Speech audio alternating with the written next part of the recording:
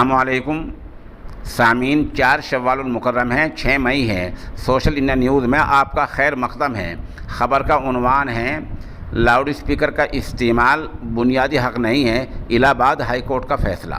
دراصل کچھ دن پہلے ضلع بدایوں کے ایک شخص نے ہائی کورٹ سے رجوع کیا تھا اور یہ درخواست دی تھی کہ ہمارے یہاں ایس ڈی ایم نے مسجد میں لاؤڈ اسپیکر کے استعمال کی اجازت نہیں دی ہے، جو قانون کی خلاف ورزی ہے۔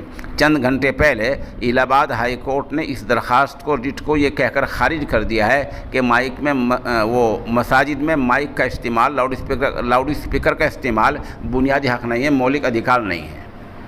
سوال یہ ہے کہ عدالت کو کون بتائے گا کہ اذان کیوں دی جاتی ہے؟ اذان کا مقصد کیا ہے؟ اذان اس لیے دی جاتی ہے کہ لوگوں کو مسجد تک بلایا جائے، اور یہ مقصد تبھی پورا ہوگا جب اذان بلند آواز سے دی جائے گی، خواہ آواز محدود ہو کہ اسی بستی میں جائے کہ جو مسجد کے آس پاس ہے، اور شریعت نے بستی کہاں تک مانی ہے، اس کی حدود کیا ہیں، مفسرین محدثین شریعت اسلامی کیا کہہ رہی ہے، ان تمام باتوں پر مشتمل ایک ریٹ تیار کرنی چاہیے، درخواست تیار کرنی چاہیے، اور الہ آباد ہائی کورٹ کے فیصلے کو سپریم کورٹ میں چنوتی دینا چاہیے۔ یہ کام کس کا ہے؟